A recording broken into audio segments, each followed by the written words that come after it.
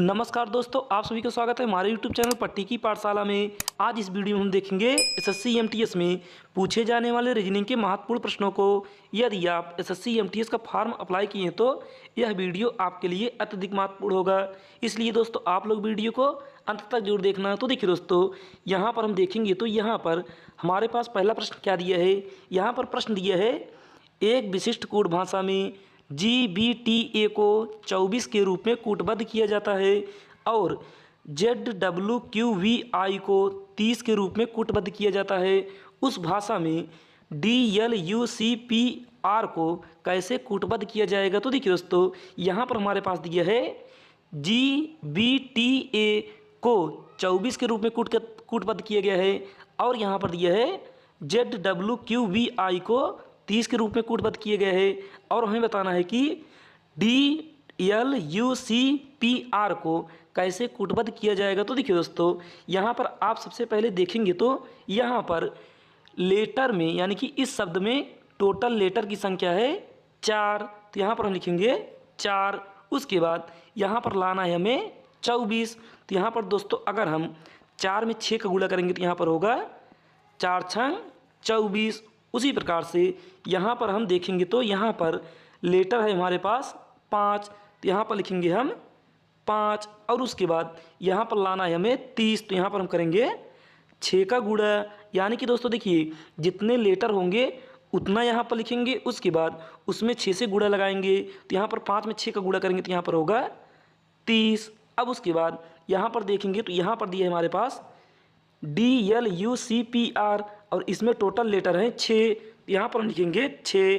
अब इस 6 में करेंगे 6 का गुणा। तो यहाँ पर कितना होगा, यहाँ पर होगा 6 छह 36, यानी कि DLUCPR का कूटबद्ध होगा 36, जो कि ऑप्शन नंबर डी में दिया है। तो यही होगा करेक्ट आंसर। तो फिर चलिए दोस्तों अब हम देखते हैं अगले प्रश्न को। तो देखिए अगला प्रश्न यहाँ पर दिया है, निम्नलिखित में से कौन सी संख्या दी गई श्रृंखला में प्रश्न चिन्ह को प्रतिस्थापित करेगी। तो देखिए यहाँ पर हमारे पास एक श्रृंखला दी हुई है और हमें बताना है कि इस प्रश्नवाचक चिन्ह के स्थान पर कौन सी संख्या होगी। तो देखिए दोस्तों, आप यहाँ पर सबसे पहले क्या देखेंगे, आप यहाँ पर देखेंगे तो यह श्रृंखला हमारी धीमे धीमे से घट रही है। तो यहाँ पर हम करेंगे माइनस। तो देखिए यहाँ पर हम 134 में कितना माइनस कर दे कि 129 प्राप्त हो जाए। तो यहाँ पर दोस्तों अगर हम 134 में 5 माइनस करेंगे तो यहाँ पर होगा 129। उसके बाद इस 129 में अगर हम 7 माइनस करेंगे तो यहाँ पर होगा 122। अब उसके बाद यहाँ पर दोस्तों हम कितना माइनस करेंगे, यहाँ पर देखिए यहाँ पर सबसे पहले हमने 5 माइनस किया, उसके बाद 7, अब उसके बाद करेंगे 9 माइनस, क्योंकि यहाँ पर 2 का गैप चल रहा है। तो देखिए दोस्तों यहाँ पर हम 9 माइनस करेंगे तो कितना होगा, 122 में अगर 9 माइनस करेंगे तो यहाँ पर होगा हमारे पास 113, यानी कि इस प्रश्नवाचक चिन्ह के स्थान पर आएगा 113, जो कि ऑप्शन नंबर ए में दिया है। तो यही ए होगा हमारा करेक्ट आंसर। तो फिर चलिए दोस्तों, वीडियो अच्छी लगे तो वीडियो को जरूर लाइक करिएगा। अब हम देखते हैं प्रश्न संख्या तीसरे को। तो देखिए दोस्तों, तीसरा प्रश्न यहाँ पर दिया है हमारे पास, दिए गए अवयव का ध्यानपूर्वक अध्ययन कीजिए और दिए गए विकल्पों में से उस विकल्प का चयन कीजिए जो उसमें प्रश्न चिन्ह को प्रतिस्थापित कर सकता है। तो देखिए दोस्तों, यहाँ पर हमारे पास एक अवयव दिया है और यहाँ पर हमें बताना है कि इस प्रश्नवाचक चिन्ह के स्थान पर इन चारों ऑप्शन में से कौन सी संख्या होगी। तो देखिए दोस्तों, यहाँ पर हम सबसे पहले क्या करेंगे, यहाँ पर हम देखेंगे तो यहाँ पर हमारे पास दिया है 12, 8 और 100। अब देखिए दोस्तों, इस 12 और 8 में ऐसा क्या नियम लगाएं कि यहाँ पर हमें 100 प्राप्त हो जाए, और वही नियम हम यहाँ पर 18 और 6 में लगाएंगे, और वही नियम हम 15 और 4 में लगाएंगे। तो देखिए दोस्तों, यहाँ पर हम सबसे पहले क्या करेंगे, इस 12 को यहाँ पर लिखेंगे, उसके बाद इसमें गुणा करेंगे दोस्तों हम इस 8 से। तो कितना होगा, 12 अट्ठे, यह हो जाएगा हमारा 12 अट्ठे 96। अब उसके बाद देखिए दोस्तों, यहाँ पर हुआ 96 और हमें लाना था 100। तो देखिए आप इस बीच वाली संख्या का करेंगे आधा, यानी कि 8 का आधा करेंगे तो कितना होगा 4, और इस 96 में 4 जोड़ेंगे तो यहाँ पर होगा 100, यानी कि 100 होगा हमारा यहाँ पर जो आगे तीसरी संख्या दी हुई है। अब इसी प्रकार से हम आगे चेक करते हैं। तो देखिए आगे यहाँ पर देखेंगे तो यहाँ पर दिया है 18, 18, 6 और 111। तो देखिए दोस्तों यहाँ पर हम सबसे पहले लिखेंगे 18, उसके बाद यहाँ पर गुणा करेंगे 6 का, तो यहाँ पर कितना होगा 18 छक्का 108। अब हम इस 6 का करेंगे आधा और इसमें जोड़ देंगे, तो यहाँ पर दोस्तों 6 का आधा होगा 3 और 108 में 3 जोड़ेंगे तो यहाँ पर होगा 111, जो कि यहाँ पर आगे दिया है। अब यही नियम दोस्तों हम इस 15 और 4 में लगाएंगे, क्योंकि यही नियम हमारा फॉलो कर रहा है। तो देखिए दोस्तों यहाँ पर हम 15 और 4 में क्या करेंगे, यहाँ पर सबसे पहले हम 15 लिखेंगे, उसके बाद यहाँ पर गुणा करेंगे 4 से, उसके बाद यहाँ पर जितना आएगा 15 चौक यहाँ पर होगा 60। अब उसके बाद यहाँ पर जितना बीच में दिया है यानी कि इस 4 में करेंगे हम 2 से भाग, तो यहाँ पर होगा 2 और यहाँ पर हम 60 में 2 जोड़ देंगे, तो यहाँ पर कितना होगा, यहाँ पर होगा 62 यानी कि 62 और इस प्रश्नवाचक चिन्ह के स्थान पर होगा 62, जो कि ऑप्शन नंबर बी में दिए है। तो यही होगा हमारा करेक्ट आंसर। तो फिर चलिए दोस्तों अब हम देखते हैं अगले प्रश्न को। तो देखिए अगला प्रश्न यहाँ पर दिया है निम्नलिखित में से 3 अक्षर समूह किसी प्रकार से एक समान है और एक भिन्न है, भिन्न का चयन कीजिए। तो देखिए यहाँ पर हमारे पास 4 अक्षर समूह दिया है और इसमें से बताना है हमें 3 एक समान है और एक इन चारों में से अलग है। तो देखिए दोस्तों यहाँ पर हम सबसे पहले इन सभी का प्लेस वैल्यू लिखेंगे। तो यहाँ पर पहले का लिखेंगे हम, तो यहाँ पर होगा 16, 11, 17 और 12। यहाँ पर पी का होगा 16, 11 का होगा के और क्यू का होगा 17, यल का होगा 12। अब यहाँ पर दूसरे का लिखेंगे तो यहाँ पर होगा हमारे पास एक्स का होगा 24 और जेड का होगा 26 और वाई का होगा 25 और ए का होगा 1। अब उसके बाद दोस्तों यहाँ पर हम सी का लिखेंगे तो यहाँ पर होगा क्यू का 17, एस का 19, आर का 18 और टी का 20। उसके बाद यहाँ पर हम डी का लिखेंगे तो यहाँ पर होगा हमारे पास एन का 14 और पी का 16, ओ का 15 और क्यू का 17। तो देखिए दोस्तों यहाँ पर अब हम देखेंगे तो यहाँ पर हमारे पास देखने के लिए मिलेगा कि ऑप्शन बी, सी और डी में देखेंगे तो पहले लेटर और दूसरे लेटर का अंतर 2 है, यानी कि 24 में 2 जोड़ेंगे तो 26 और यहाँ पर 17 में 2 जोड़ेंगे तो 19 और यहाँ पर 14 में 2 जोड़ेंगे तो 16। लेकिन जो पहला ऑप्शन दिया है इसमें 16 में 2 जोड़ेंगे तो यहाँ पर होना चाहिए दोस्तों 18, लेकिन यहाँ पर दिया है 11। तो यहाँ से हमारा पहला ही ऑप्शन राइट आंसर होगा, यानी कि इन चारों में से पहला हमारा भिन्न है, तो यही होगा करेक्ट उत्तर। तो फिर चलिए दोस्तों अब संख्या 5 को। तो देखिए 5वां प्रश्न यहाँ पर दिया है उस विकल्प का चयन करें जो 5वीं संख्या से उसी प्रकार संबंधित है जैसे दूसरी संख्या पहली संख्या से संबंधित है और चौथी संख्या तीसरी संख्या से संबंधित है। तो देखिए दोस्तों यह हमारा नंबर एनालॉजी का प्रश्न है। तो यहाँ पर हमें बताना है कि इस प्रश्नवाचक चिन्ह के स्थान पर कौन सी संख्या होगी। तो देखिए आप यहाँ पर सबसे पहले क्या देखेंगे, आप यहाँ पर दोस्तों देखेंगे तो यहाँ पर दिया है हमारे पास 5:45, उसके बाद 3:6 और 6 प्रश्नवाचक चिन्ह। तो देखिए आप यहाँ पर इस 5 में ऐसा क्या करें कि यहाँ पर 45 प्राप्त हो जाए और वही नियम हम इस 3 में लगाएंगे कि यहाँ पर 3 प्राप्त हो और 6 में वही नियम लगाएंगे। तो देखिए आप यहाँ पर दोस्तों देखेंगे तो यहाँ पर 5 लिखेंगे, उसके बाद यहाँ पर गुणा करेंगे 5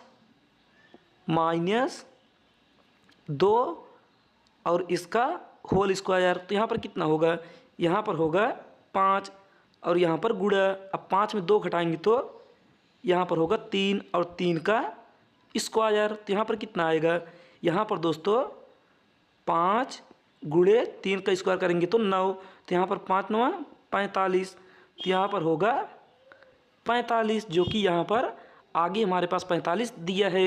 यही नियम हम आगे भी चेक कर लेते हैं। तो देखिए दोस्तों, यही नियम आगे देखेंगे तो यहाँ पर दिया है 3, तो यहाँ पर लिखेंगे हम 3।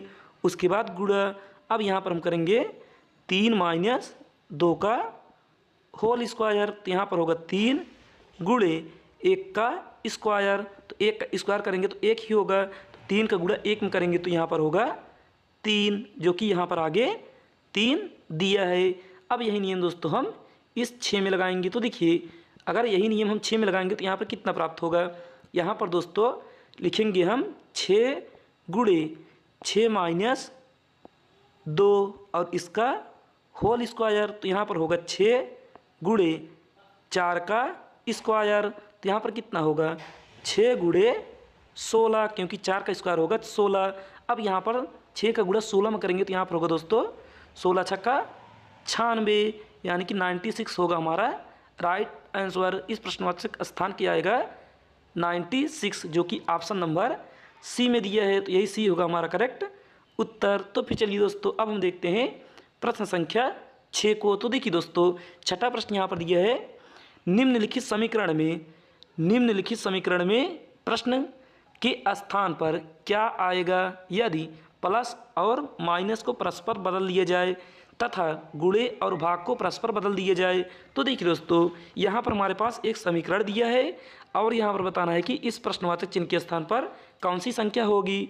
अगर प्लस और माइनस को आपस में बदल दिया जाए और गुणे और भाग को आपस में बदल दिया जाए। तो देखिए दोस्तों, यहाँ पर हम करेंगे सबसे पहले इस सभी मानों को लिखेंगे, तो यहाँ पर लिखेंगे हम 9। अब यहाँ पर दिया है भाग, तो भाग के स्थान पर करेंगे हम गुणे का चिन्ह, तो यहाँ पर करेंगे गुणा और 576। उसके बाद यहाँ पर दिया है गुणा, तो यहाँ पर करेंगे भाग और यहाँ पर 24 और यहाँ पर प्लस है तो यहाँ पर करेंगे माइनस 109 और यहाँ पर माइनस है तो यहाँ पर करेंगे हम प्लस 7। अब देखिए दोस्तों, यहाँ पर हम 24 से अगर 576 को काटेंगे तो कितनी बार जाएगा, यह जाएगा 24 बार, यानी कि 24 का स्क्वायर होता है 576, इसलिए 24 बार गया। अब देखिए दोस्तों, यहाँ पर गुणा करेंगे 9 से, तो यहाँ पर 24 में 9 से गुणा करेंगे कितना आएगा, यह हो जाएगा 4 9 36 की 6 हासिल 3 और 9 दूनी 18, 18 3 21, तो यहाँ पर हो गया 216 और माइनस 109 और प्लस में 7। अब देखिए दोस्तों, 216 में माइनस 109 करेंगे कितना आएगा, यहाँ पर 16 में 9 घटाएंगे तो यहाँ पर 7। उसके बाद यहाँ पर बचेगा 0, तो यहाँ पर दोस्तों हम लिखेंगे 0, क्योंकि 0 में 0 घटाएंगे तो 0 होगा। अब यहाँ पर 2 में 1 घटाएंगे तो 1, यानी कि 107 और प्लस फिर यहाँ पर 7 बचा है तो 7।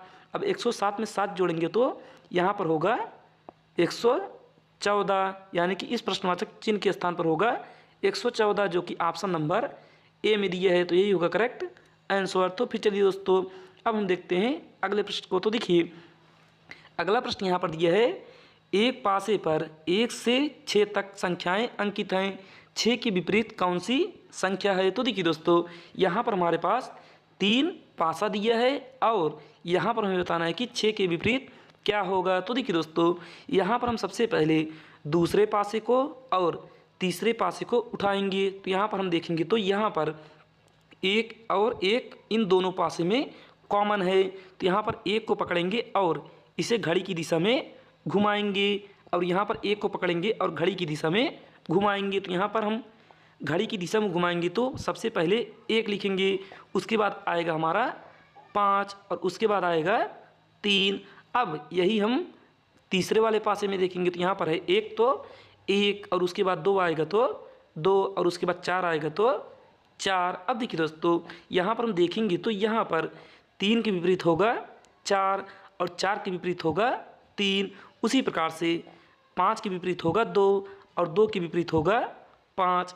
और यहाँ पर दोस्तों 1 के विपरीत 1 होगा नहीं, तो यहाँ पर जो इनमें से नहीं दिखाई दे रहा है वही होगा 1 के विपरीत। जैसे देखिए, यहाँ पर ऊपर दिया है हमारे पास 1 से लेकर 6 तक संख्याएं अंकित हैं, तो यहाँ पर दोस्तों 1 2 3 4 5, यहाँ पर दोस्तों 5 संख्या दिखाई दे रही है, तो यहाँ पर बचेगा सिर्फ 6, यानी कि 1 के विपरीत हो जाएगा हमारा 6 और 6 के विपरीत होगा 1। तो यहाँ पर हमें बताना है कि 6 के विपरीत कौन सी है। तो देखिए दोस्तों, यहाँ पर 6 के विपरीत होगा 1, जो कि ऑप्शन नंबर सी में दिया दोस्तों। यही सी होगा हमारा करेक्ट आंसर। तो फिर चलिए दोस्तों, अब हम देखते हैं प्रश्न संख्या 8 को। तो देखिए दोस्तों, 8वां प्रश्न यहाँ पर दिया है एफ जे का भाई है। तो यहाँ पर बनाएंगे एफ जे का भाई है। तो भाई है तो यह होगा चतुर्भुज में, और यह होगा जे का भाई। और आगे फिर दिया है यहाँ पर ई डी की बहन है। तो यहाँ पर दोस्तों ना तो ई है ना ही डी है। उसके बाद फिर आगे देखेंगे तो यहाँ पर दिया के एल की बहन है। यहाँ पर ना तो के है ना ही एल है। उसके बाद फिर आगे देखेंगे तो यहाँ पर दिया है डी एल का पुत्र है। तो यहाँ पर दोस्तों डी एल का पुत्र है। तो यहाँ पर दोस्तों ना तो डी है ना ही एल है। अब फिर आगे देखेंगे तो यहाँ पर दिया है जे ई का पिता है। तो यहाँ पर दोस्तों जे है और ई का पिता है, तो ई होगा नीचे। तो यहाँ पर हम बना लेंगे ई को, और पिता है तो यह होगा चतुर्भुज में। अब हम दोस्तों पीछे चलेंगे, क्योंकि यहाँ पर हमारे पास जे और ई मिल गया।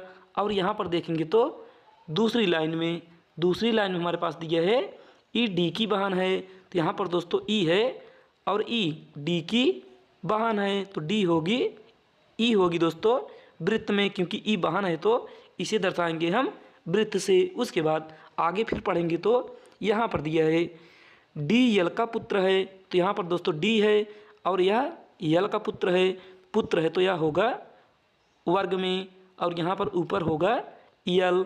अब उसके बाद यहाँ पर देखेंगे तो के यल की बहन है।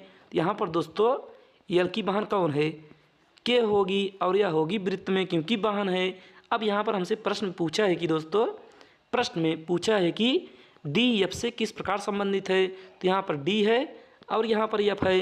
अगर देखिए दोस्तों ई के पिता जे हैं तो डी के भी पिता जे होंगे, क्योंकि यहाँ पर ई और डी भाई बहन हैं। तो यहाँ से दोस्तों एफ होंगे डी के चाचा। और हमें बताना है कि डी एफ से किस प्रकार संबंधित है, यानी कि डी का संबंध एफ से क्या है। तो यहाँ पर डी लगेगा भतीजा, जो कि ऑप्शन नंबर दोस्तों बी में दिया है। तो यही बी होगा हमारा राइट आंसर। तो फिर चलिए दोस्तों, अब हम देखते हैं प्रश्न संख्या 9 को। तो देखिए दोस्तों, 9वां प्रश्न यहाँ पर दिया है 1 जनवरी 2033 को सप्ताह का कौन सा दिन होगा। तो देखिए दोस्तों, अगर आपके पास तारीख, महीना और वर्ष दिए रहे और आपसे दिन पूछे, तो आप इसके लिए एक सिंपल तरीका लगाएंगे। यहाँ पर आप सबसे पहले करेंगे 2033 में एक वर्ष जाएंगे पीछे, तो यहाँ पर होगा 2032। अब उसके बाद दोस्तों इस 2032 का हम कोड लिखेंगे। तो यहाँ पर 2000 का होगा 0, उसके बाद प्लस। अब इस 32 में हम 4 से भाग देंगे तो यह जाएगा 8 बार में, उसके बाद फिर प्लस। अब इस 32 में ही हम 7 से भाग देंगे तो यह कितनी बार जाएगा, यह जाएगा 4 बार। और शेष कितना बचेगा, यहाँ पर दोस्तों शेष बचेगा हमारे पास 7 चौक 28, 29, 30, 31, 32, यानी कि यहाँ पर शेष बचेगा 4। अगर देखिए दोस्तों, अगर हम 4 से भाग देंगे तो हम भागफल लिखेंगे, और अगर शेष 7 से भाग देंगे तो हम शेषफल लिखेंगे। तो यहाँ पर इसे टोटल करेंगे तो कितना होगा, यह होगा 8 4 12। अब उसके बाद दोस्तों यहाँ पर हमारे पास दिया है सिर्फ 1 जनवरी और 2033, यानी कि उस वर्ष का पहला ही दिन होगा। तो यहाँ पर होगा दोस्तों 1। अब यहाँ पर हम 12 और 1 को ऐड कर देंगे, यहाँ पर इसे जोड़ेंगे तो यहाँ पर होगा 13, यानी कि टोटल दिन हो गया 13। और हमें बताना है शेष दिन। तो यहाँ पर हम 7 से भाग लगा देंगे, तो 7 से भाग देंगे तो यहाँ पर शेष कितना बचेगा, यहाँ पर 7 1 के 7 और 7 6 13, यानी कि यहाँ पर होगा 6। अब 6 कौन सा दिन होगा, पहला होगा सोमवार, दूसरा मंगल, तीसरा बुध, चौथा बेफाई, पाँचवा शुक्र और छठवां शनिवार, यानी कि शनिवार होगा हमारा राइट आंसर। ऑप्शन ए होगा करेक्ट उत्तर।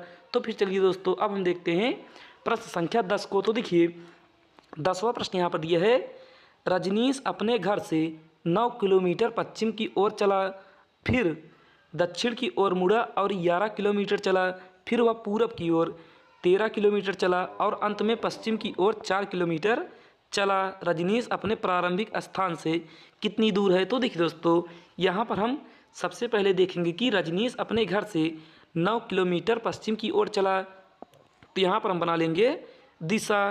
तो यहाँ पर पश्चिम किस साइड होगा दोस्तों? पश्चिम होगा हमारा इस साइड। और वह अपने घर से, उसका घर हो गया यहाँ पर, और 9 किलोमीटर पश्चिम की ओर चला। अब उसके बाद फिर दक्षिण की ओर मुड़ा और 11 किलोमीटर, तो यह दक्षिण की ओर चलेगा 11 किलोमीटर, यानी कि नीचे की ओर। तो यह हो गया 11 किलोमीटर। और फिर पूरब की ओर मुड़ा और 13 किलोमीटर, तो यहाँ दोस्तों यह गया पूरब की ओर 13 किलोमीटर। अब उसके बाद फिर यहाँ पर दिया है अंत में पश्चिम की ओर 4 किलोमीटर चला। तो यहाँ पर दोस्तों यहाँ से यह वापस फिर आएगा 4 किलोमीटर। तो यहाँ से यह 4 किलोमीटर वापस आ गया। अब दोस्तों यहाँ पर हमसे पूछा कि रजनीश अपने प्रारंभिक स्थान से कितनी दूरी है। तो देखिए दोस्तों यहाँ पर यह टोटल 13 किलोमीटर है। यहाँ से 4 किलोमीटर वापस आया तो यहाँ पर बचेगा 9 किलोमीटर। और 9 किलोमीटर ऊपर भी दिया है, यानी कि ऊपर जितनी दूर चला नीचे भी उतनी ही दूरी चलेगा। तो यहाँ पर दोस्तों रजनीश पहुँच गया यहाँ पर, रजनीश हो गया दोस्तों यहाँ पर। और हमें बताना है कि रजनीश अपने प्रारंभिक स्थान से कितनी दूर चला। तो देखिए दोस्तों यह हो गया उसका प्रारंभिक बिंदु, और इन दोनों के बीच की दूरी होगा 11 किलोमीटर, क्योंकि यहाँ पर 11 किलोमीटर रजनीश पहले चल चुका था। तो यही होगा 11 हमारा करेक्ट आंसर, यानी कि ऑप्शन सी होगा हमारा राइट उत्तर। 11 किलोमीटर रजनीश चलेगा। तो देखिए दोस्तों आपको अगर सभी प्रश्न अच्छे समझ में आया हो तो कृपया करके वीडियो को ज़रूर एक लाइक करिएगा और चैनल को सब्सक्राइब करिएगा, और अपने दोस्तों के पास इस वीडियो को ज़रूर शेयर करिएगा। आज के लिए बस नहीं, धन्यवाद। आपका दिन मंगलमय हो।